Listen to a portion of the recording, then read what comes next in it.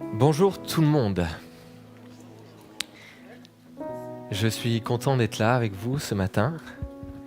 Et le message que j'ai sur mon cœur, pour moi le premier, mais aussi pour chacun d'entre nous,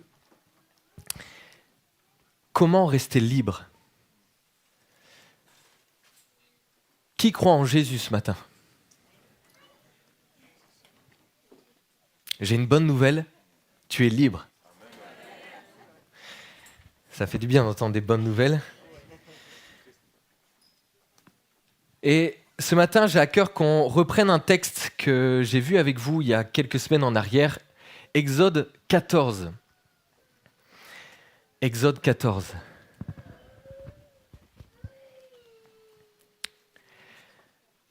Dans ce texte, le peuple d'Israël vient de sortir d'Égypte, de ce qui le rendait esclave, le pays dans lequel il était esclave.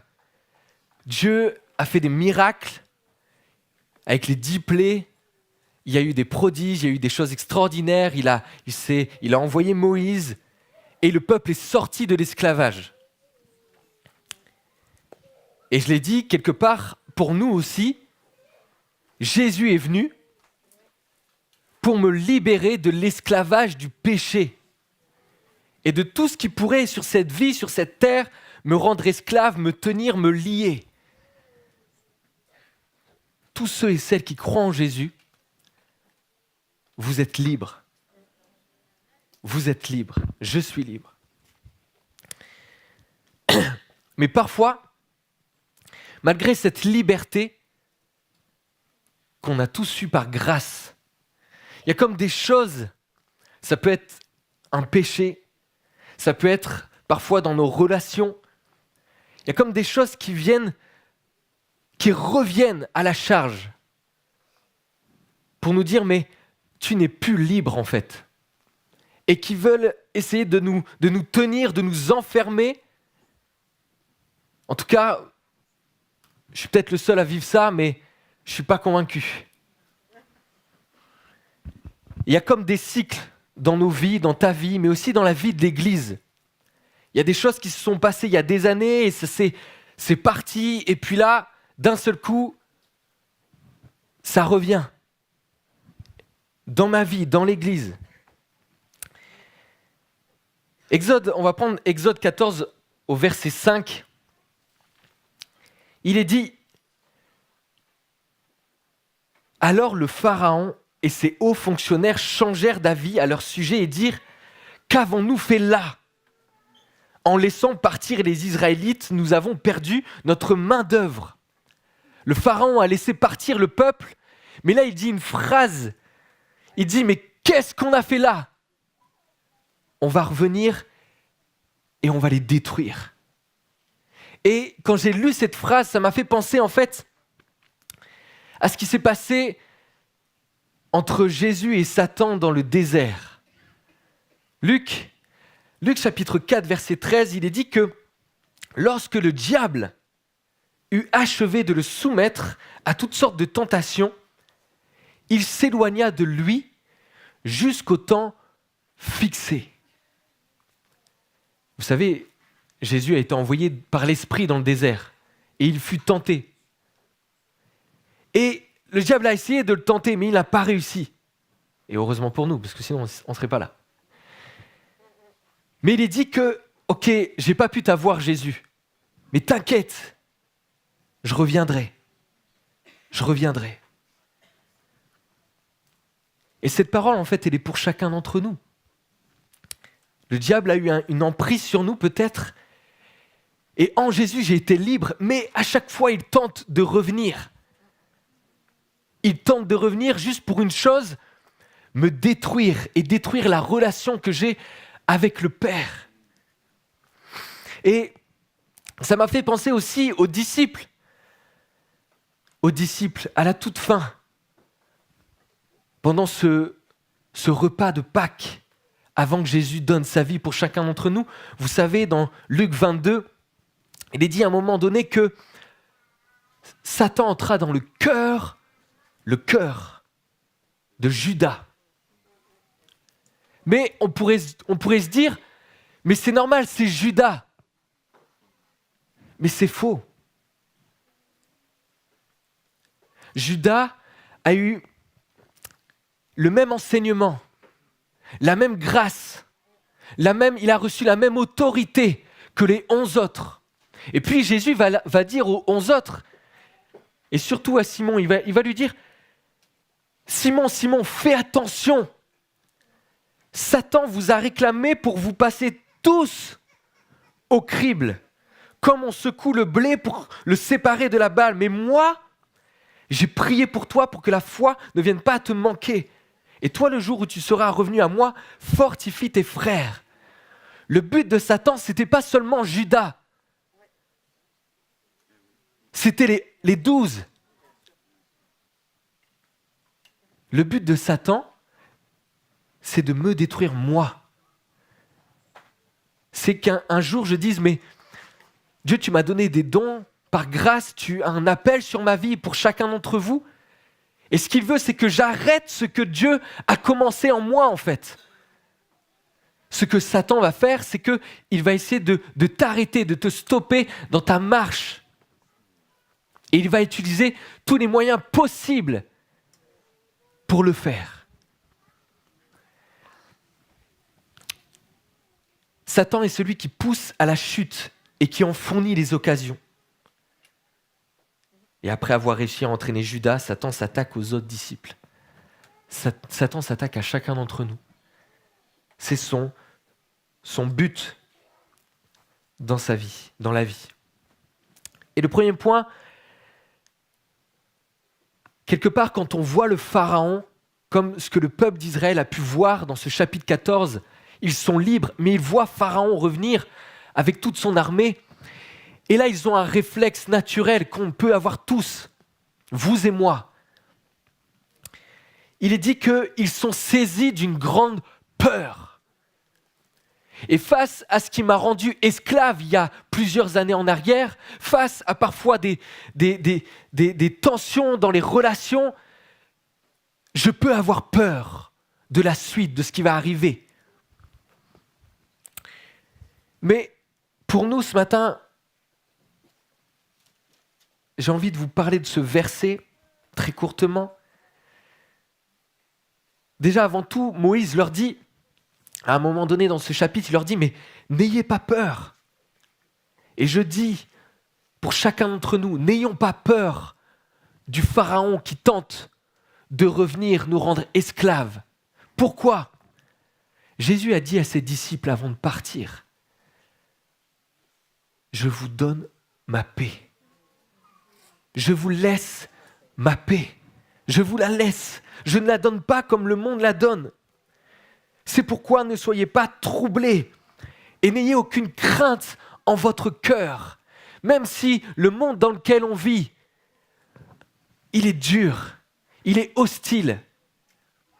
Mais Jésus te dit, n'aie pas peur. Pourquoi ? Comment recevoir cette paix ? Comment vivre cette paix face à ce Pharaon qui tente de revenir ? Cette paix, elle est là parce que j'ai l'assurance que Jésus est à mes côtés quand l'épreuve est là, quand la tentation est là. Je sais que Jésus ne s'éloigne pas de moi, mais qu'il est là avec moi, en moi, et il affronte ça avec moi. J'ai la paix, pourquoi ? Jésus a vaincu le monde. L'emprise du péché, même s'il tente de te capter, de te rendre esclave, Jésus sur la croix a brisé le pouvoir du péché. Donc je peux être en paix. Je peux être en paix aussi, parce que quoi qu'il arrive sur cette terre, et même si ces choses, ce Pharaon tente de revenir, j'ai la vie éternelle en Jésus. Église de Clamart, tu as la vie éternelle en Jésus. Oui, le Pharaon voudra t'enlever cette pensée de ta tête, de ton esprit, mais toi, fixe-toi sur ça. La vie éternelle, elle est pour toi. Toi qui crois en Jésus, elle est pour toi.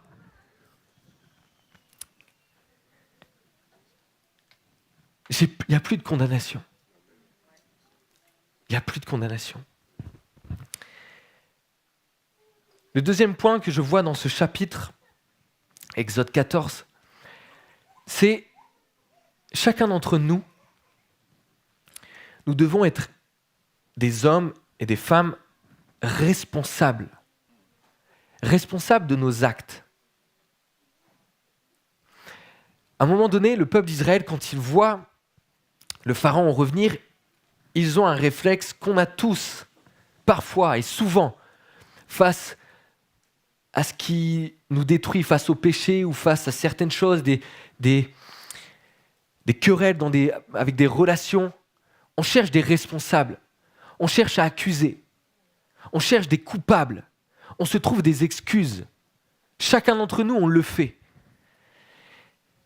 Et à un moment donné, il est dit au verset 11, « Ils se retournèrent contre Moïse. » Il y a Pharaon qui arrive derrière pour les détruire, il y a la mer en face, impossible d'avancer. Et là, qu'est-ce qu'ils font ? Au lieu de prier Dieu, en fait, ils se mettent en colère, ils se disputent. Ils se disent, mais qu'est-ce que tu as fait là ? Qu'est-ce que tu as fait là ? Et on cherche des excuses, on cherche des coupables. Et parfois, dans nos vies, c'est pareil. On est là devant Dieu et on dit, mais Seigneur, ouais, j'ai péché, mais c'est à cause d'elle. C'est à cause de lui. C'est à cause de mes enfants, c'est à cause de mon épouse, c'est à cause de mon époux. C'est à cause de mon frère et ma sœur dans l'église. Tu vois, Seigneur, j'ai péché, oui, c'est vrai, mais regarde mes circonstances. Regarde comment elles sont difficiles. Et ce que je dis là, on le retrouve au tout début de la Bible. Comment Adam et Ève ont fonctionné quand ils ont péché ? Adam, lui, l'homme, celui qui a des responsabilités, tout comme la femme, mais il n'assume pas ce qu'il a fait. Et donc il dit, ok, j'ai mangé, mais Dieu, c'est à cause de la femme que tu m'as donnée. On cherche des excuses. Et la femme fait quoi ? Ouais, elle est un peu mieux quand même, elle accuse pas son mari.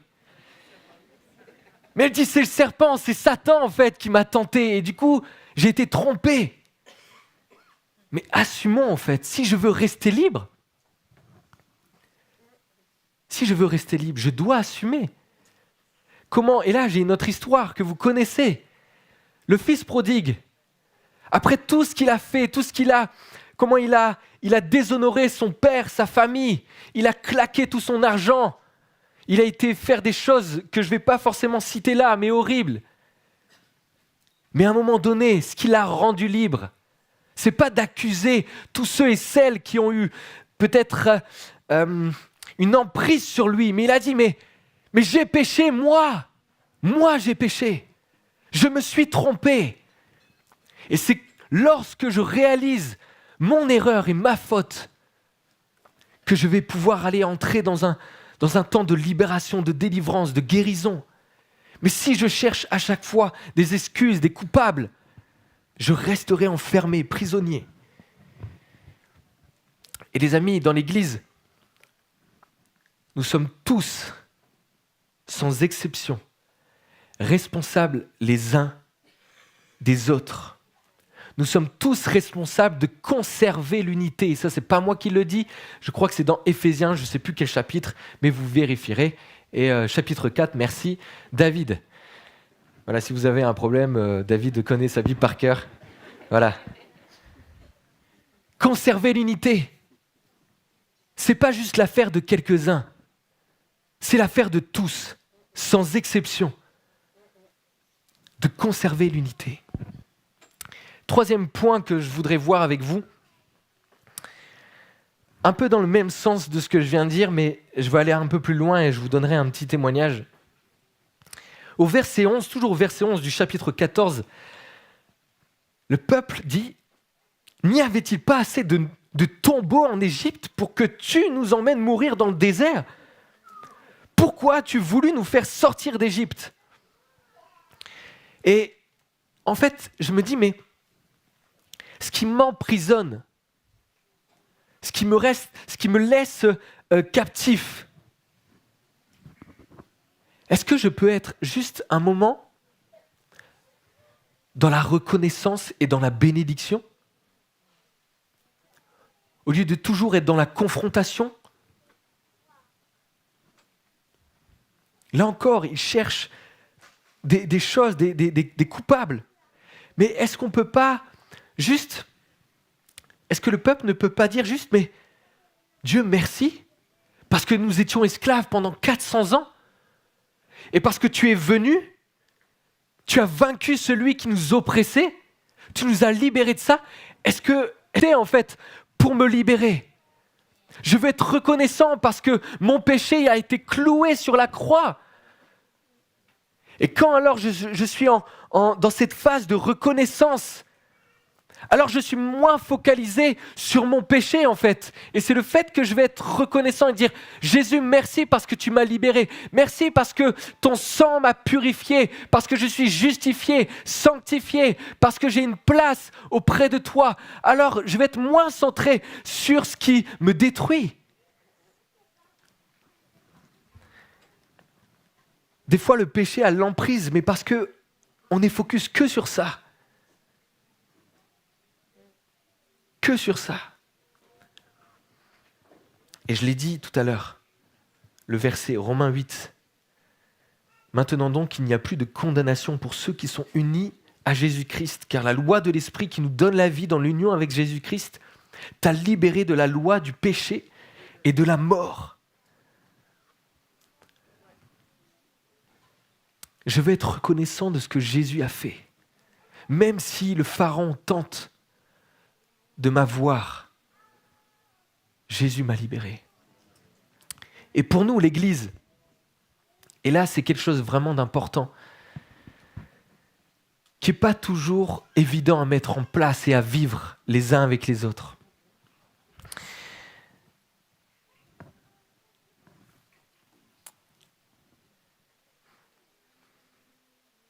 Je vais lire un verset, je ne l'avais pas prévu comme ça, mais je vais lire ça, et après je parlerai avec mon cœur.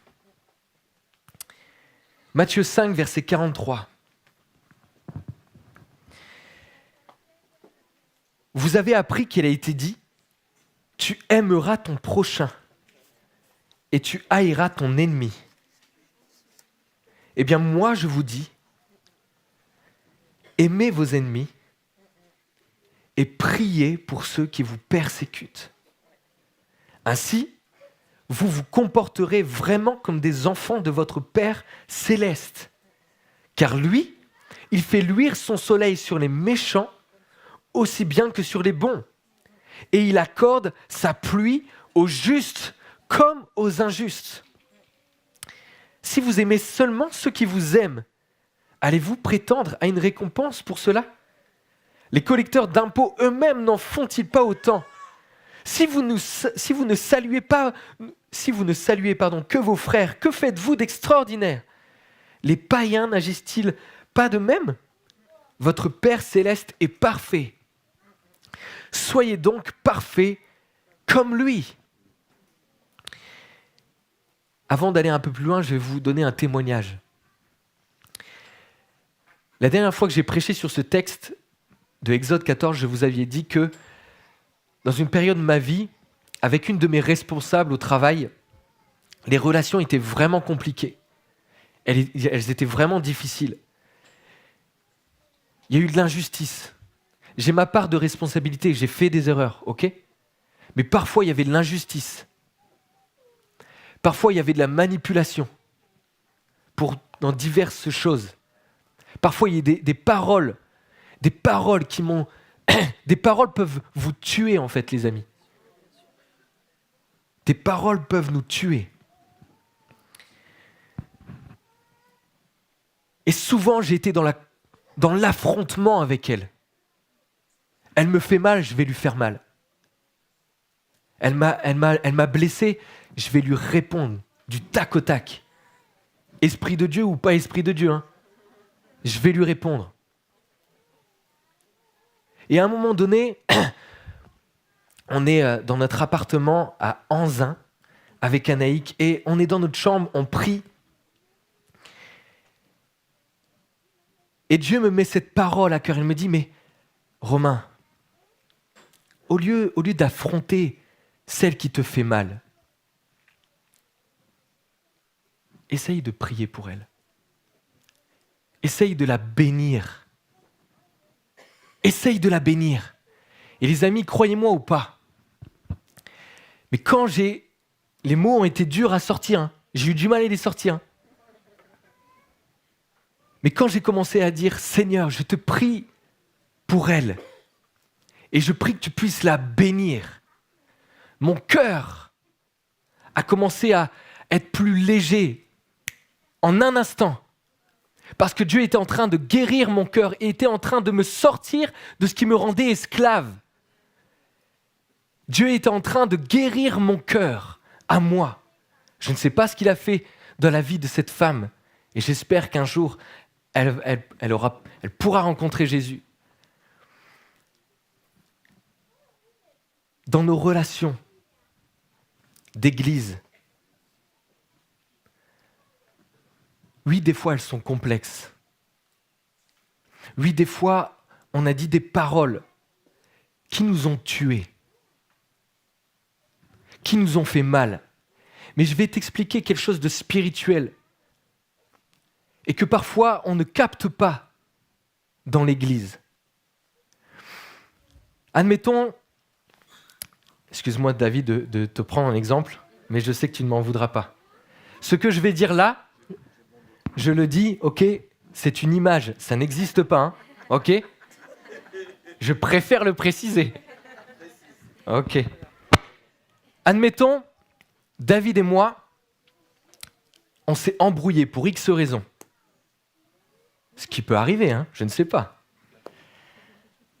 Et des fois, on a le réflexe déjà d'avoir des paroles dures, l'un contre l'autre. Mais aussi, qu'est-ce qu'on fait ? Ce que lui m'a dit ou ce que moi j'ai dit contre lui, on va le répéter aux autres. Mais on dit, hey, surtout, je te dis un truc, mais tu le dis pas. Surtout, tu le dis pas. Et du coup, en fait, réalisons Église. Je m'adresse à l'Église et à moi-même, hein, je fais partie de cette Église. Que quand je dis des choses mauvaises contre David et que je le répète à l'un d'entre vous, déjà, je me détruis moi-même. Moi, je me souille mon cœur. Et je m'éloigne petit à petit du cœur de Dieu. Et je suis en train de le détruire, lui. Mais pas seulement, et c'est ça qu'on comprenne. Je ne suis pas juste en train de détruire ma relation avec lui. Je suis en train de détruire la relation du corps de chaque membre de cette Église. Parce que l'impact que mes paroles auront eu contre David, ça va se répercuter sur toi, peut-être qui n'a rien à voir avec l'histoire. N'est-il pas dit dans la parole que si un membre souffre, c'est tout le corps qui souffre. Si moi je parle contre toi, et que je dise, voilà, t'as vu, elle m'a fait ça, c'est pas juste contre toi, mais c'est contre toi qui n'a rien à voir. Je suis en train de te détruire toi. Vous comprenez l'enjeu spirituel derrière tout ça ? Église de Clamart. Seigneur, viens changer notre cœur. Viens changer notre cœur. On va continuer. L'autre point que j'aimerais voir avec vous, c'est qu'est-ce qui peut nous aider à rester libres ? En Jésus, nous avons une destinée. Le but, c'est de rester focus sur cette destinée. Focus sur cette destinée. Le peuple d'Israël dit à un moment donné, au verset 12, ils disent « Nous te l'avions bien dit, lorsque nous étions encore là-bas, laisse-nous tranquilles, nous voulons être esclaves des Égyptiens. » Et quelque part, on a le choix. On a le choix de laisser ce qui veut me détruire dans ma vie et dans l'Église. On a le choix de laisser ça. Ou on a le choix de dire, non, il faut que ça change. On veut aller de l'avant, on veut grandir. Nous avons le choix, tu as le choix, j'ai le choix. Et pourquoi rester focus sur notre destinée? Mais Dieu ne leur avait pas dit, mais au chapitre 3 d'Exode, au verset 8, on voit que Dieu dit à Moïse qu'il allait les conduire vers un bon et vaste pays ruisselant de lait et de miel. L'objectif, la destinée, c'était ça en fait. Mais comme les circonstances sont difficiles, on oublie ce que Dieu vient de nous dire, ce que Dieu vient de nous révéler. Parce qu'on n'est pas focus sur là où on doit aller, mais on est focus sur le pharaon qui tente de nous rendre esclaves. Qui tente de nous rendre esclaves. Et pour nous, les amis, aujourd'hui, et j'ai déjà beaucoup utilisé ce verset avec vous, Éphésiens 2:10. Dieu a préparé des choses, des projets à l'avance pour chacun d'entre nous. Si ma vie est tout entière donnée à vivre le projet, les plans de Dieu, il y aura moins de temps pour nous affronter les uns les autres. Moins de temps pour laisser le péché me rendre esclave. Si je suis focus sur sa volonté, à lui, pas la mienne, mais à lui.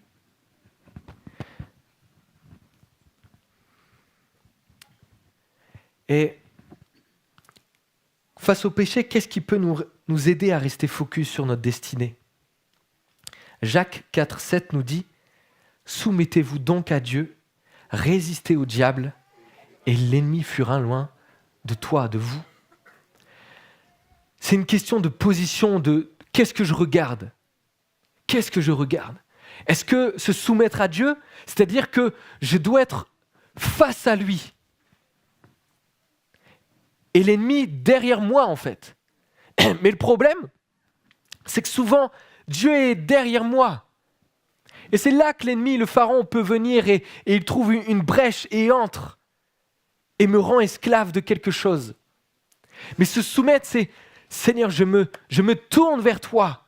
Et l'ennemi va peut-être lancer des flèches, mais ça ne pourra pas m'atteindre.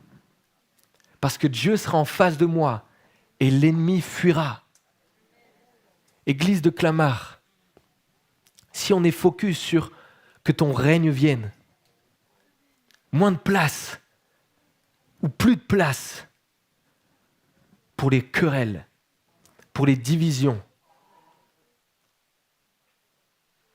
que ton règne vienne dans ma vie, que ton règne vienne dans l'Église. Est-ce que ce n'est pas notre prière? Est-ce que ce n'est pas notre but?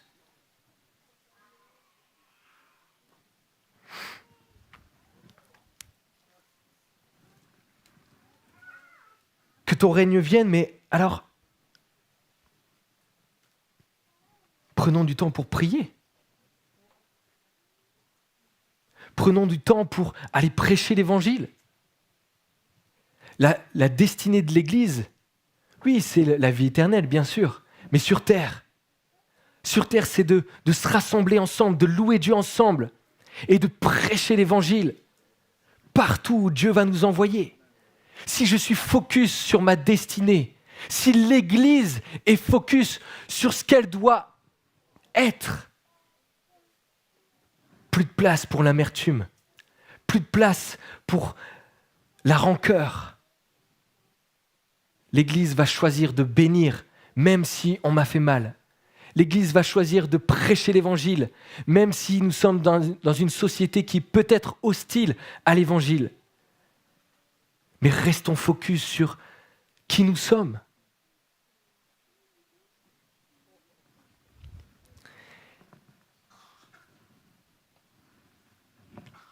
L'autre point, c'est la foi, les amis. Tu veux rester libre? Il faut être en mouvement. À un moment donné, Dieu, dans ce chapitre, leur dit, mais L'Éternel dit à Moïse, mais pourquoi cries-tu vers moi ? Ordonne aux Israélites de se mettre en route. Et parfois, le péché a toujours de l'emprise sur ma vie, sur ta vie, et parce que je ne bouge pas, je ne change rien. Ah, je prie, je jeûne, mais je ne change pas les schémas de ma vie. Commence par changer, commence un pas de foi, commence à bouger, à faire quelque chose. Peut-être que, je ne sais pas si ton problème, si ton défi, si ton pharaon, c'est à cause des écrans, à cause de tout ce que tu peux voir, tout ce que tu peux regarder, tout ce que tu peux entendre. Peut-être désabonne-toi de certaines choses.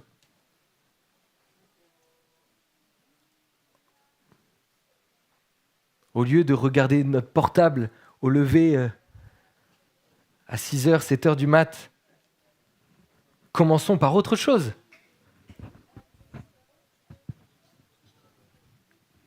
Arrête de regarder toute la nuit, de scroller sur ton portable. Si c'est ça, trouve une autre solution, fais quelque chose, bloque des choses, j'en sais rien, mais commence, fais quelque chose en fait. Parce que le péché reviendra toujours si tu ne changes rien dans ta vie. Mets-toi en mouvement. Et pour nous, l'Église, comment se mettre en mouvement ? Prenons du temps les uns avec les autres.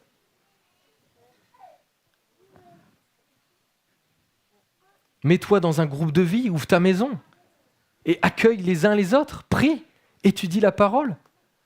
Mange avec eux, sortez. Et il n'y aura plus de place. Plus de place pour se détruire les uns les autres.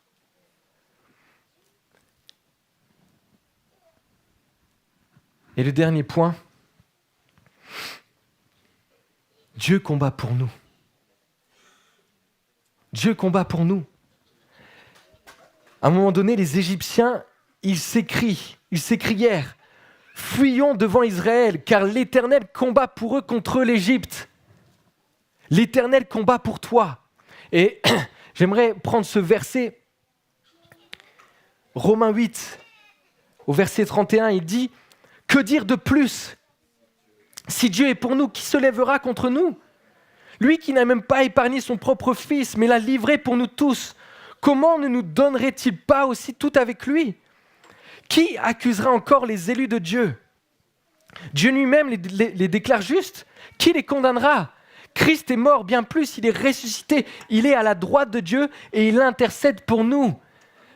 Il intercède pour chacun d'entre nous, mais aussi pour l'église de Clamart. Aujourd'hui, Jésus est en train de prier, d'intercéder. Il dit, « Père, prie pour l'église de Clamart. Je te prie qu'elle puisse tenir ferme, rester debout, quoi qu'il arrive. » On n'est pas seul.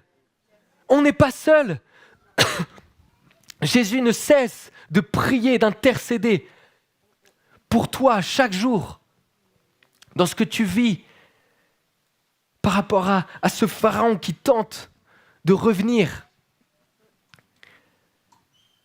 Jésus s'intéresse à l'Église, c'est son Église. Vous êtes l'épouse de Christ, nous sommes l'épouse de Christ. Ah, mais comment pourrait-il nous laisser seuls ? C'est impossible, c'est contre sa nature, c'est contre ce qu'il est. Jésus est en train de prier, au moment où on a loué, ou au moment où je suis en train de parler, Jésus est en train de prier pour nous. Et ça doit nous encourager à tenir ferme, à tenir le cap. Et juste dire peut-être pour quelqu'un, et ça vous trouvez ce verset dans Michée 7, au verset 19. Il est dit que Dieu, face au péché, il les a jetés au fond de la mer. Dieu a combattu pour toi à la croix. Et il est en train de le faire encore aujourd'hui. Ce que Jésus a fait à la croix a encore un impact pour toi. Église de Clamart, j'aimerais qu'on se lève. J'aimerais qu'on se lève et que l'on prie. Peut-être quelqu'un, ton pharaon, c'est peut-être un péché, une addiction, c'est quelque chose qui tente de te rendre à nouveau esclave. J'aimerais que tu pries pour ça, que tu cherches Jésus, parce que lui seul est capable de te libérer, de te délivrer, de t'aider à sortir de cet esclavage. Église de Clamart, si dans tes relations, dans ta famille, dans ton couple, avec tes enfants, si c'est des relations avec un frère, une sœur, où la relation s'est détruite, où la relation est brisée, et je m'adresse à nous, mais aussi à ceux et celles qui nous regardent et qui ne sont pas là ce matin. Prie. Bénis cette personne qui peut-être qui a été injuste avec toi. Commence à ouvrir ton cœur et dire, Jésus, je prie que tu puisses bénir ma sœur, mon frère, qui m'a fait mal, qui a été injuste. Prie pour elle. Prie pour lui. Et tu verras le Saint-Esprit commencer à guérir les blessures de ton cœur. Seigneur, je prie pour chacun d'entre nous. Je prie pour moi-même. Toutes les fois, toutes ces tentations, ce monde est rempli de tentations. Toi-même, tu as vécu dans un monde où il y avait la tentation, mais tu as vaincu à chaque fois. Seigneur, aide-nous à être comme toi. Aide-nous à répondre par la parole quand le péché, quand la tentation tente de nous avoir, tente de nous faire chuter. Je prie pour ceux et celles qui luttent avec quelque chose. Tu connais les vies de chacun. Je prie, Seigneur, ce matin pour que ce soit un temps de délivrance, de libération. Je prie pour qu'ils puissent se mettre en mouvement, qu'ils puissent changer leur vie, qu'ils puissent se dire « Mais oui, je suis responsable, mais il n'y a aucune accusation. » Je prie, Jésus, pour qu'ils puissent avoir des révélations dans leur cœur de comment sortir de tout ça. Seigneur, c'est un temps de victoire pour chacun, chacune. Je prie pour l'église de Clamart, pour qu'elle reste debout, qu'elle reste ferme, qu'elle reste focus sur sa destinée, pour voir ton règne venir dans nos vies, dans chacune de nos vies, Seigneur. Je prie pour que les relations brisées soient restaurées dans le nom de Jésus. Je prie que toutes ces paroles qui ont tué comme des frères, des sœurs, je prie pour que tu puisses redonner vie, Seigneur. Parce qu'ils vont choisir de bénir au lieu de garder rancune. Ils vont choisir de bénir, de prier. Et c'est alors qu'ils vont être parfaits comme le Père est parfait. Je prie, Seigneur, pour que notre cœur puisse être comme ton cœur, Seigneur. Je prie pour qu'on puisse avoir tous le courage, la force de dire, Père, pardonne-leur. Père, pardonne-leur, car ils ne savent pas ce qu'ils font. Je prie pour qu'il y ait dans les familles, dans les couples, des réconciliations, Jésus. Des réconciliations. Seigneur, merci Jésus. Merci Jésus. Merci Jésus.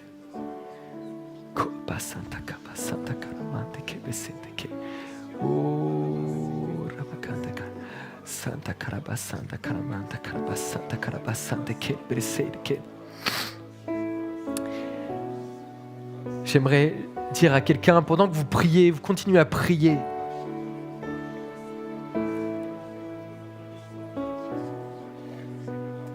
J'ai exprimé tout à l'heure, dans nos relations les uns avec les autres en tant qu'Église, elles sont difficiles.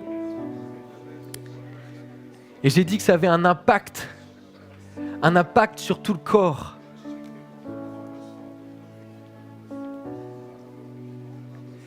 Et parfois, quand j'ai blessé quelqu'un, quand j'ai parlé sur le dos de quelqu'un, quand j'ai peut-être parfois, il y a parfois peut-être dans ta vie eu des abus spirituels, des abus d'autorité.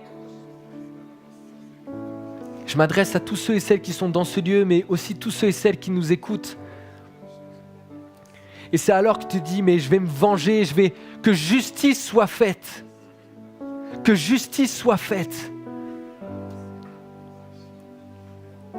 Celui qui rendra justice, c'est Dieu.